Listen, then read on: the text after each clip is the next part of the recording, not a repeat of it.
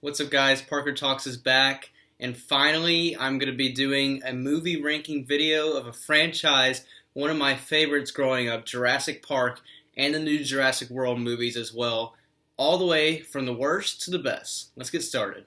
So coming in at number 5, the last on our list is Jurassic Park 3. Now this movie, and also Jurassic Park The Lost World, I have recently watched because I kind of forgot the movies and what actually happened in those movies because I had seen them in the past, but I had to rewatch these again. So before I start talking about it, these are spoilers for all these movies. So first off, with Jurassic Park 3, that is the movie where you have Alan Grant, who does return to this movie, which is a plus for the movie, having a dream, and then he wakes up supposedly with a dinosaur right next to him talking to him. That is what you get in Jurassic Park 3, a little bit different than what you would normally have in, say, just the original Jurassic Park film.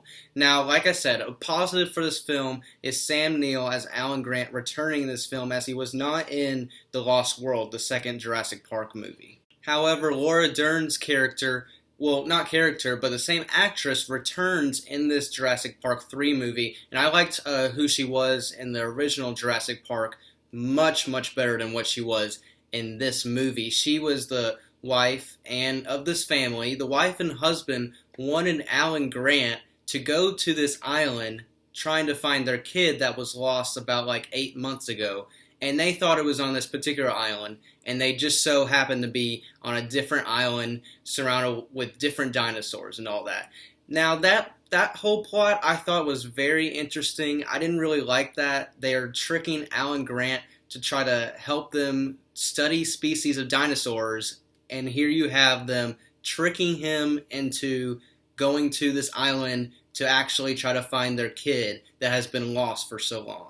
So that's definitely what I didn't like about this film the most. Also, Alan Grant, he's kind of over dinosaurs at this point after the Jurassic Park film. He doesn't want to deal with them anymore, so I like the other side of Alan Grant where he is interested in dinosaurs, just like in Jurassic Park where he's teaching people about dinosaurs. Now, there are some good moments in this film. Specifically, it's with the events that happen with the dinosaurs. You have some really good occurrences that happen, like with the Spinosaurus. They add that dinosaur in there, and also kind of the spooky setting with the pterodactyls or the pterodons was a very good scene as well.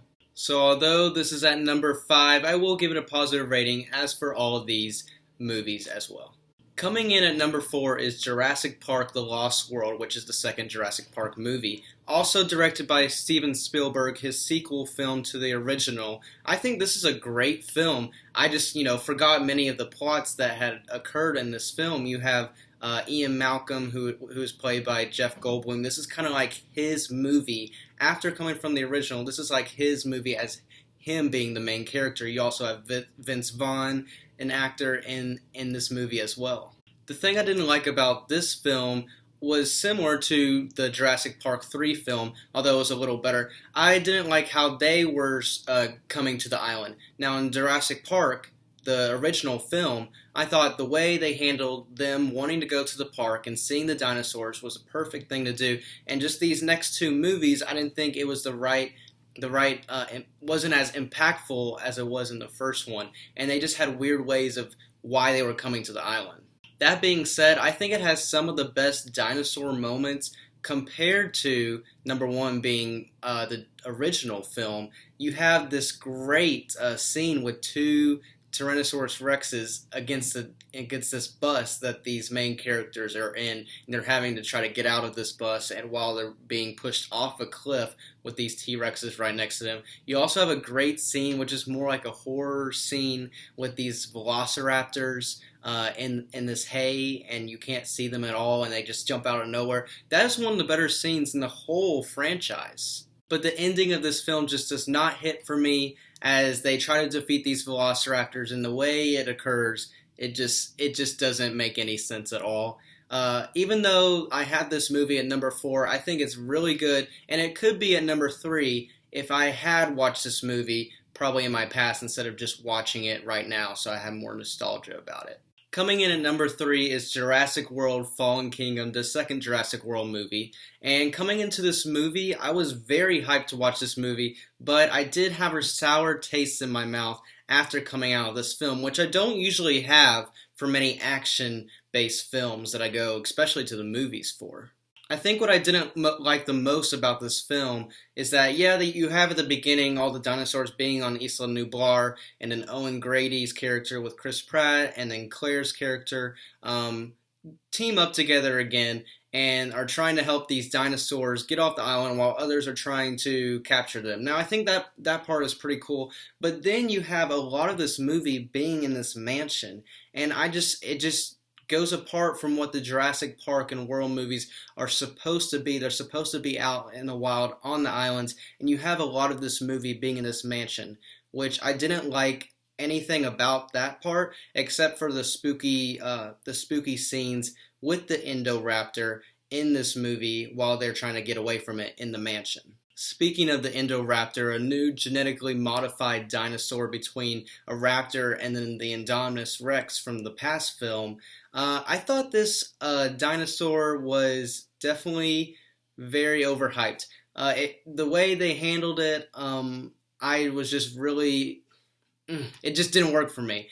Maybe with it being in the mansion the whole time, maybe that didn't help. They did include some aspects where it being in the mansion can, hide and just jump out of nowhere and attack people, which I thought was cool. But I think this whole mansion sequence just kind of ruined it for me and just kind of like made me, put a sour taste in my mouth after watching this movie. So you're probably like, Parker, why do you have this at 3 instead of number 4? I do like the concept of a main villain dinosaur, which was not in number 4. Dinosaurs just showed up out of nowhere, and they were not very as iconic as the first Jurassic Park movie. That's why I like this movie more, and I think it's a little more entertaining as well. I also like Chris Pratt, so it could be a little biased, but I think this movie is very good. I'm just comparing it to the previous Jurassic World film. Coming in at number 2 is Jurassic World, introducing Bryce Dallas Howard and also Chris Pratt. Now, this movie is another step up in the Jurassic Park movies and Jurassic World movies as well. We finally get a dinosaur movie that really looks real at this time, as the Jurassic Park movies have aged at this time in 2015 when it was released.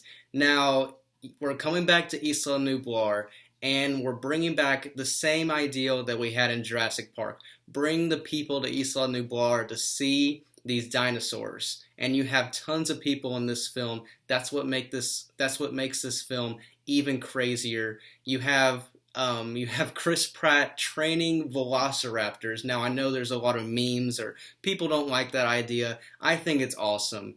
It's something that we haven't seen before in a movie, like training dinosaurs. Pretty cool. You have a main villain dinosaur that's out wreaking havoc everywhere because it's this genetically modified dinosaur that has become a super monster dinosaur or whatever. That is incredible too, adding that aspect to the film as well, and then you just have all that meshing together in this one film. The only bad parts I see from this film are the kids. The kids in this film are not the greatest, honestly. But I think the film as a whole is really good when you have all those aspects that I mentioned before, and you have this final battle, probably the coolest final battle in these Jurassic Park movies as well. But easily coming in at number 1, it's Jurassic Park. From 1993, this is an incredible movie that introduced dinosaurs that look real. Now, when you watch this movie, you might think it's dated, which it is, but this is 1993, and we're seeing stuff like this. When you think of Jurassic Park and the Jurassic World movies as a whole, the scenes you think of first are always from Jurassic Park.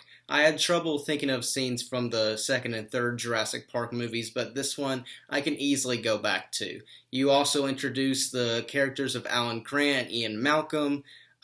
This movie is something like no other that has ever happened before by this movie's release. You also, by some of the greatest scenes Like the velociraptors in the kitchen scene is just so iconic, and probably even more iconic than that is just that T-Rex breakout scene. It's incredible how they just shoot that whole thing, again, it being 1993. It also has the best kids in this movie compared to any of the other movies, and also just the main overall concept of what they're trying to do in this film, as the scientists are trying to study these dinosaurs and collect the DNA, while other people in that organization are trying to steal that and try to take that elsewhere. I think that's the best overall scene that occurs, that overall plot that occurs in any of these movies. So that's why I have it at number 1.